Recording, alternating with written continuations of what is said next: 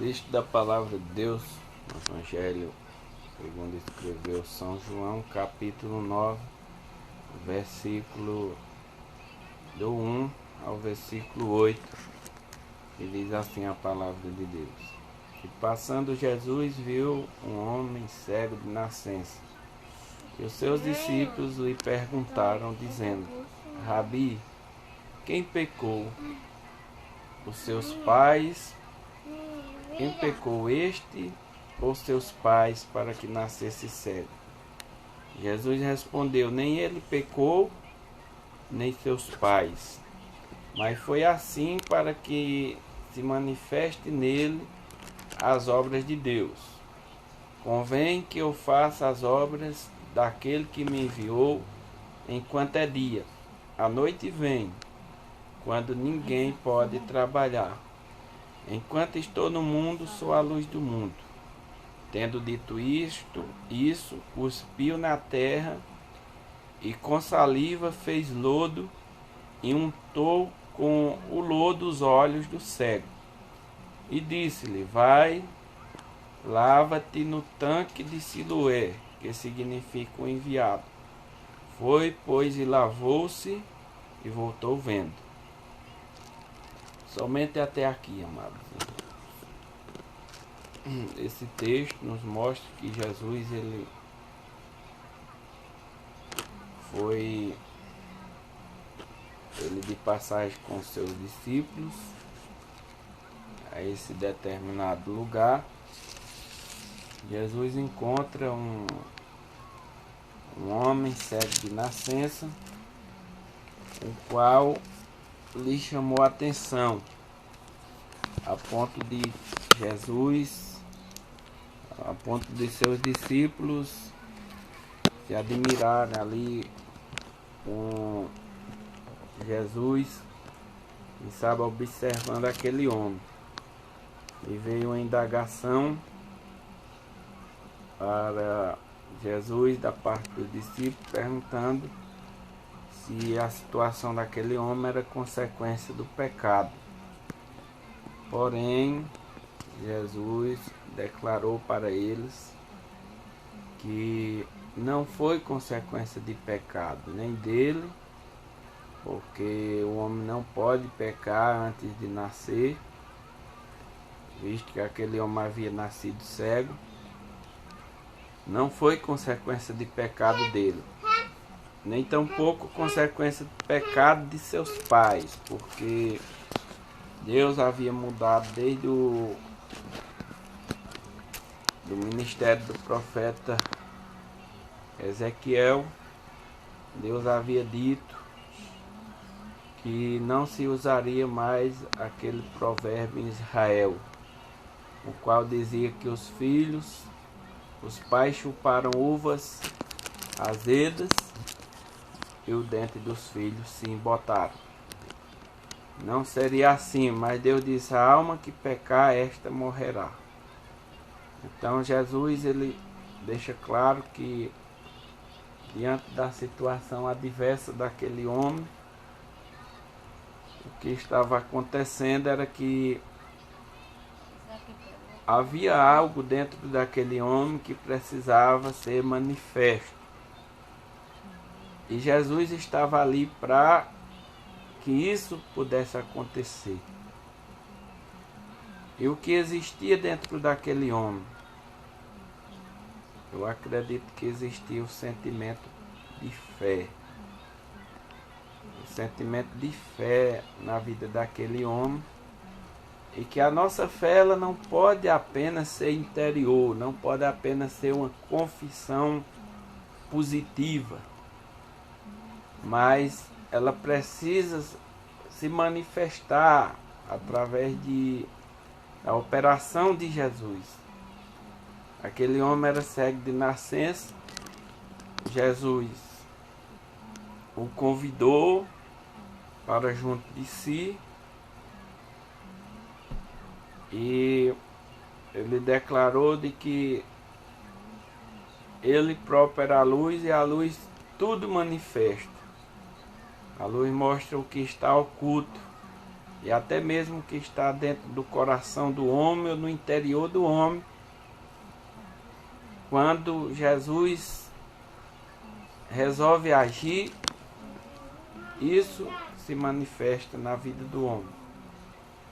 Tendo dito isso, cuspiu na terra com saliva e fez lodo, e untou com o lodo os olhos do cego. Veja que Jesus usou algo que é a essência do homem. Se você for para Gênesis capítulo 2, versículo 7, a palavra de Deus está dizendo, Gênesis capítulo 2 e o versículo de número 2, diz que Deus formou o homem do pó da terra e soprou em suas narinas o fôlego de vida, e o homem se tornou alma vivente. Então, veja que Deus ele pegou a essência do homem, que é o barro. Novamente, Jesus pegou a essência do homem, que é o barro, e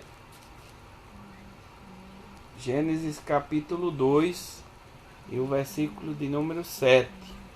E formou o Senhor Deus o homem do pó da terra, e soprou em seus narizes o fôlego de vida, e o homem foi feito alma vivente. Então veja que Deus pegou a essência do homem, naquele momento que foi o barro, e Jesus cuspiu na terra, fez lodo, e untou os olhos daquele homem com aquele lodo, aquele barro.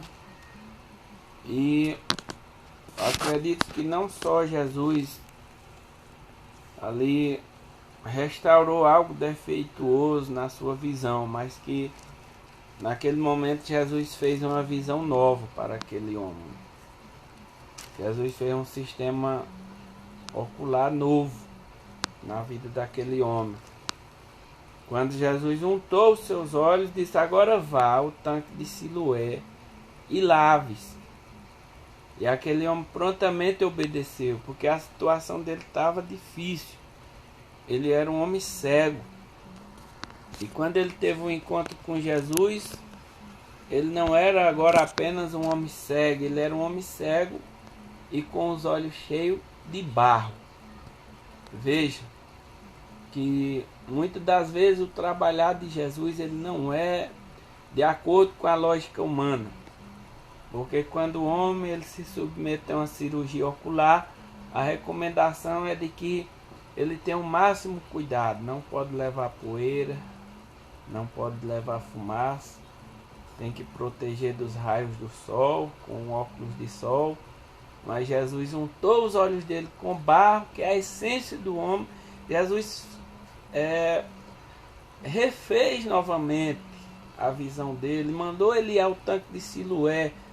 E quando ele foi, lavou-se, voltou vendo. Nós podemos ver que o primeiro contato de Jesus com aquele homem foi um contato apenas auditivo. Um contato auditivo e um contato que foi através do tato, do toque.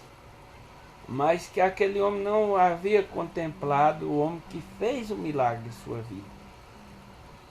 Quando Jesus fez aquele milagre na vida daquele homem, era para aquele homem agora ser um destaque. Porque aquele homem era um homem necessitado. Um homem que naquela época não tinha um auxílio para ele, uma aposentadoria. Ele dependia dos outros inteiramente para levá-lo de uma parte para outra. Era uma pessoa que dependia dos outros para lhe conceder uma esmola. E agora ele era um homem independente. Mas ninguém observou para isso. Ninguém observou este detalhe na vida dele, mas agora começou uma luta. E esse é o ponto que eu quero falar através desse texto. É o espaço, quero falar no espaço que há entre o crer em Jesus, a fé, a defesa da fé e o aperfeiçoamento da fé. Entre a defesa da fé há a fé e o aperfeiçoamento da fé, que podemos chamar também de maturidade espiritual. Mas na defesa da fé nós observamos que esse homem enfrentou pelo menos 3 grandes obstáculos em sua vida. O primeiro obstáculo que aquele homem enfrentou foi a sociedade. Veja de que aquele homem foi curado, ele voltou vendo. Uma vez que ele foi enviado ao tanque de Siloé, a Bíblia diz que ele voltou vendo. Não era coisa simples, um cego de nascença agora dizer que estava vendo. Naquele tempo não tinha transplante de córnea, não tinha o avanço que hoje tem a oftalmologia. E mesmo assim alguns problemas são irreversíveis.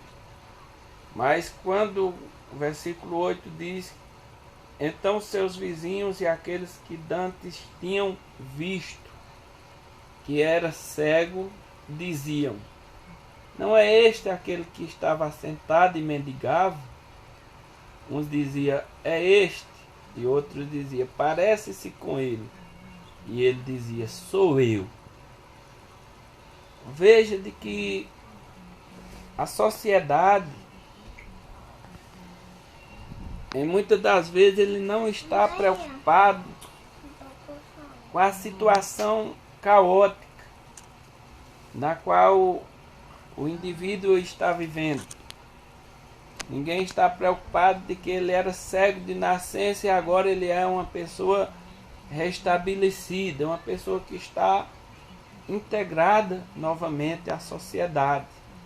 Ninguém está vendo isso. Ninguém vê se o homem antes ele era um drogado, ele era um alcoólatra. Ninguém vê se antes este homem era um marginal. Ninguém vê se antes esse homem era um debilitado, uma pessoa que não tinha confiança na sociedade, uma pessoa que dava prejuízo à Secretaria de Segurança Pública, dava trabalho às autoridades constituídas. Ninguém vê isso. O fato deste homem ter sido restabelecida a sua visão não era o assunto em foco. O assunto em foco era de que se realmente era ele. É isso que a sociedade ela aborda diante daquele que está na defesa da sua fé. A sociedade pergunta se realmente, a primeira pergunta foi: era realmente este que era cego? Porque o que a sociedade diz é que diz que se é no caso do homossexual, diz que não há ex-homossexual. Se é no caso do alcoólatra, diz que ele está passando um tempo apenas. Se é no caso do doente, é porque a medicina é um acaso, ou a medicina fez alguma coisa. Ou até mesmo de que aquela pessoa está mentindo, está fingindo ser alguém que não é. Uns diziam: é este. Uns diziam: é ele. Outros diz: parece com ele. Pode ser alguém semelhante. E ele dizia: sou eu. Aqui ele começou uma luta na defesa da sua fé. E a primeira luta que ele enfrentou aqui foi com a sociedade. A sociedade, a Bíblia diz que ela acha estranho em não andarmos no mesmo desenfreamento que eles andam. Eles acham estranho. O apóstolo Paulo enfrentou em Atenas a indagação da sociedade na área acadêmica, né? Na área intelectual, na área filosófica, querendo razões, querendo provas de que realmente Deus é real e de que realmente Jesus ele pode mudar a situação em um momento onde o homem que tem fé, essa fé se manifesta através do milagre. Mas agora essa fé tem que ser defendida, tem que ser combatida através da convicção que há na vida do homem. A sociedade, ela cerca e pede explicação. E a Bíblia diz, ele respondeu e disse-lhe: o homem chamado Jesus fez lodo, untou-me os olhos e disse-me: vai ao tanque de Siloé e lava-te. Então fui e lavei-me e vi. Então a sociedade ela quer uma explicação e não tem que ser apenas uma explicação simples, tem que ser uma explicação lógica para que justifique a sua fé. A fé, ela é o elemento principal para que o homem receba um milagre em sua vida, um milagre de mudança de vida. Mas milagre não se explica. Você vê que Jesus, ele age na simplicidade. Ele usou ele usou barro. Ainda que o barro é a essência do homem, para lhe dar olhos novos. A sociedade queria uma explicação. Ele disse: um homem chamado Jesus fez lodo e untou-me os olhos. E eu fui ao tanque de Siloé, obedecendo a seu mandato, lavei-me e agora estou vendo. A sociedade ela sempre quer uma explicação. Tu eras um cachaceiro. Tu andavas caído pelas calçadas. Ninguém dava valor para você. E agora você está andando agora com a Bíblia debaixo do braço. Você está andando vestido, bem arrumado, até com um uniforme. E agora tu diz que é crente, depois de ter aprontado tudo que tu tens aprontado. Já matou gente, já usou droga, já roubou. E agora está dizendo que é crente de uma hora para outra. E eles querem esta prova de que eles não acreditam na recuperação do homem, mas a recuperação do homem, através de seus próprios meios, realmente é difícil. Mas Jesus, quando chega na vida do homem, ele muda em um momento, a partir da sua fé. Então a sociedade, eles não creram na recuperação daquele homem. Eles queriam saber onde está ele, né? Onde está esse homem que fez esse milagre com você? Eles querem ver alguma coisa, eles querem tocar alguma coisa. Eles querem ver algo à luz da ciência, para que acredite. E quando a sociedade ela não encontra respaldo, então veja de que agora ele enfrenta um novo combate da sua fé. Agora o combate é contra a religião. E levaram, pois, aos fariseus, versículo de número 13, o que dantes era cego. E era sábado quando Jesus fez lodo e lhe abriu os olhos.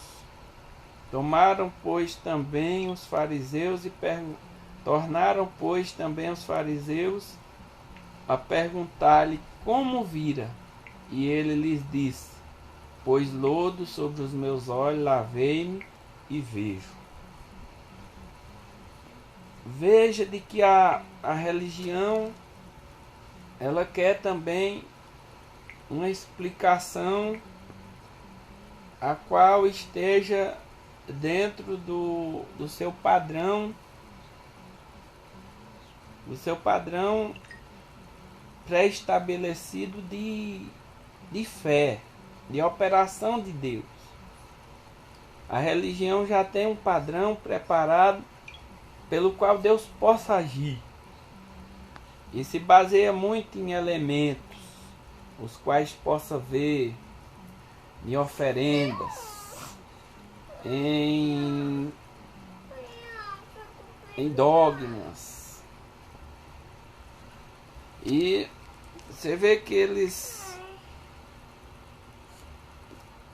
pediram uma explicação. E eles analisaram agora o milagre do homem à luz do legalismo religioso.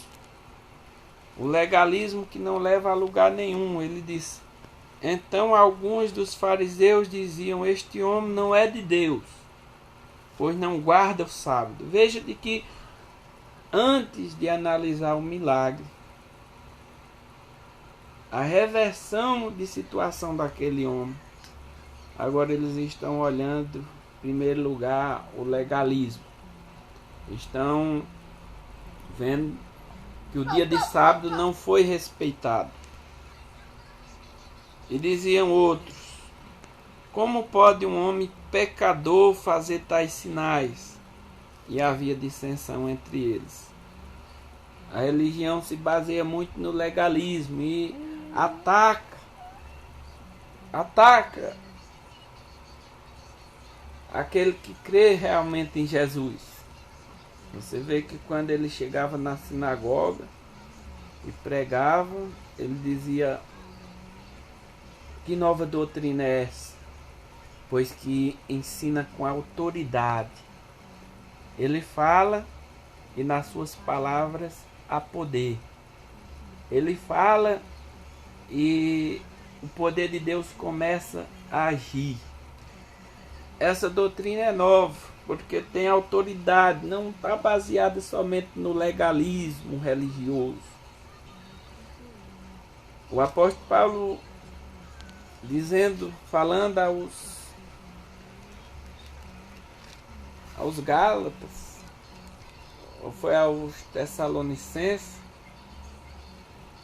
ele dizia: por que vós vos sobrecarregais de ordenanças, do tipo não proves, não toques, não manuseis? Porque essas coisas estão baseadas no legalismo, naquilo que somente a observância da palavra, mas o não cumprimento. Jesus falava, no capítulo 23 do Evangelho de São Mateus, que na cadeira de Moisés estão assentados escribas e fariseus. Observai tudo quanto ele vos disser, mas não andais em conformidade com as suas obras, porque eles dizem e não fazem. Esse é o legalismo religioso, é observar a palavra, mas não andar em conformidade com ela. E a religião, ela combate, porque eles não acreditam em um Deus vivo, um Deus que está sentado no trono, um Deus que controla o universo, um Deus cujo controle é tão preciso que não cai uma folha sem que ele haja permitido. E aquele homem enfrentou este combate religioso, quantos neste momento não estão sendo confrontados à luz da religião. Até mesmo dizendo que a religião, a religião que Jesus deixou, eu já ouvi falar muito disso, a religião que Jesus deixou foi tal religião. Outros já dizem que todos os caminhos conduzem a Deus, todas as religiões conduzem a Deus, é o pensamento do sincretismo religioso. E já até agora o pensamento de intolerância religiosa, porque não se pode mais desrespeitar a religião de outrem, independente de quem esteja baseado, mas existe religião de demônios. Pessoas estão adorando a demônios, pessoas estão adorando animais, estão adorando a outras pessoas e até mesmo ao Satanás. E o cristão, na defesa da sua fé, ele enfrenta este combate. Louvado seja Deus, mas o exemplo deste homem é muito forte, porque ele combateu também contra os religiosos.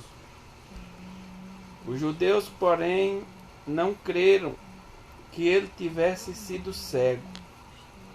A religião, ela quer saber daquilo que é palpável, daquilo que é audível, mas não crê num Deus que intervém na história. Nós cremos num Deus que muda, que intervém na história, e que agora visse, enquanto não chamasse os pais do que agora via. Veja de que eles agora mandaram chamar aqueles que conviviam com ele, a família. E agora este homem enfrenta outro grande combate na defesa da sua fé. Que combate foi esse? É a família. Ele enfrenta agora um combate com o desprezo da sua família. Veja de que seus pais, eles perguntaram-lhe dizendo: é este o vosso filho, que vós dizeis ter nascido cego? Como, pois, agora vê? Seus pais responderam e disseram: sabemos que este é nosso filho que nasceu cego, mas como agora vê, não sabemos, ou quem lhe tem aberto os olhos, não sabemos. Tem idade, perguntai-lhe, e ele mesmo falará por si mesmo. E ele falará por si mesmo. Seus pais disseram isso porque temiam os judeus, porquanto os judeus já tinham resolvido de que se alguém confessasse ser ele o Cristo, fosse expulso da sinagoga. Veja de que a família, ela se configura no maior protetor do indivíduo, do ser humano. Existem casos de que a família, no momento de uma situação extrema, de que o indivíduo cometeu até um ato de um homicídio, por exemplo, não são raros os casos em que a família diz assim: chegue para cá, meu filho, fica aqui, porque aqui ninguém mexe com você. E quem mexer com você aqui vai mexer com todos nós. Nós estamos aqui porque der e vier, se esconda aqui. Mas a história muda quando o homem, independente do que ele seja um marginal, ele seja um alcoólatra, ele seja uma pessoa que dá trabalho em casa, e dá trabalho às autoridades constituídas, à Secretaria de Segurança Pública. E ninguém vê essa situação, mas no momento que ele chega em casa com a Bíblia debaixo do braço, dizendo: eu aceitei a Jesus, a mudança é terrível. A mudança é terrível. O desprezo começa a partir desse momento. Há quem diga até dizendo assim que ele é crente, agora ele se vire. Ele se vire. E a família agora foi a primeira a dizer: ele tem idade, pergunta a ele, eu não vou me envolver nesse negócio não. E você vê que na realidade, quando o homem não aceita a Cristo como Salvador, a família pode chegar com tudo. A família, se for para matar uma pessoa, ele chega com revólver e bala. Se for para ir tomar cachaça, tem dinheiro. Há quem empreste. Se for para ir fazer desordem, chega com um carro.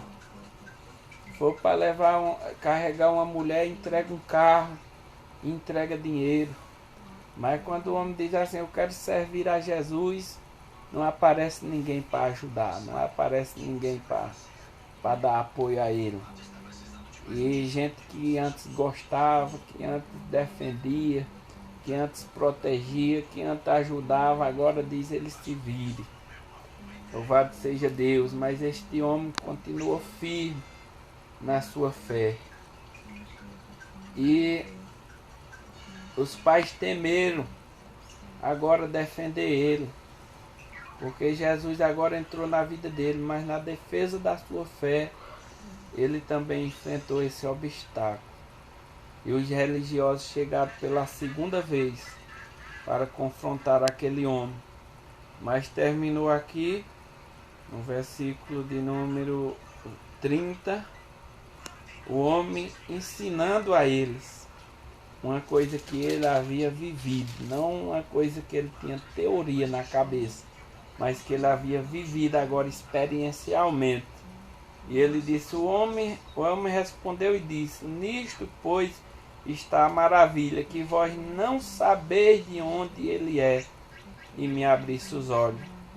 Ora, nós sabemos que Deus não ouve pecadores, mas se alguém é temente a Deus e faz a sua vontade, esse ouve. Desde o princípio do mundo nunca se ouviu que alguém abrisse os olhos a um cego de nascença. Se este não fosse de Deus, nada poderia fazer. Bendito seja Deus. Ele já estava comprovando aqui que conhecia Jesus, conhecia a Deus experiencialmente. Não foi alguém que veio falar a ele, não. Ele havia nascido cego e agora ele estava vendo. Não tinha ninguém que pudesse confrontar a sua fé, não tinha sociedade, não tinha religioso, não tem família que possa fazer recuar da sua convicção. E agora os religiosos pela segunda vez chegam para ele e ele começa a ensinar, mas ensinar algo que ele viveu, não algo que alguém lhe disse, não algo que ele aprendeu numa universidade, não algo que ele aprendeu apenas para mostrar para os outros que sabia. Ele aprendeu na prática, ele estava vivendo aquilo na sua vida. Aí a Bíblia diz que expulsaram ele, porque eles não receberam o ensino. E quando Jesus viu dizer que expulsaram ele, aí Jesus se apresentou novamente para ele. Louvado seja o nome do Senhor. Antes o contato tinha sido somente um contato auditivo e um contato tátil. Mas agora ele estava tendo um contato visual com ele. Quando Jesus apareceu, ele disse: crês tu no Filho de Deus? Ele disse: quem é, Senhor, para que eu creia? Louvado seja Deus. E ele disse, e Jesus disse: tu já o tens visto, e é aquele que fala contigo. Na defesa da tua fé, Jesus está te observando, Jesus está acompanhando teus passos. Jesus está te ajudando na luta contra a sociedade, na luta contra a religiosidade, na luta até dentro do teu lar. Saiba que Jesus está lá dentro. Jesus está te guardando, está te protegendo. E no final, quando da maturidade, Jesus está te treinando, Jesus está te preparando para uma experiência maior, porque você vai vê-lo face a face. A Bíblia diz que 1 João capítulo 3, versículo 2, diz: amados, ainda não sabemos o que havemos de ser, mas quando ele se manifestar, o veremos como ele é. Quando da manifestação dele, nós o veremos como ele é. Jesus tem uma nova experiência para você no que você está vivendo. Nas lutas, nas adversidades, na defesa da tua fé. Continua firme. Continua perseverante. Porque Jesus está chegando nessa causa. Jesus está chegando com uma nova experiência. Você vai ter um contato mais chegado a Ele. No começo da tua fé, tu somente ouviu Ele, sentiu o toque dele. Mas no desenvolvimento da tua fé, na defesa da tua fé, Jesus está trabalhando o teu caráter para você ter um contato mais próximo com Ele. Jesus, Ele tem vitória para você. Que Deus vos abençoe em nome de Jesus.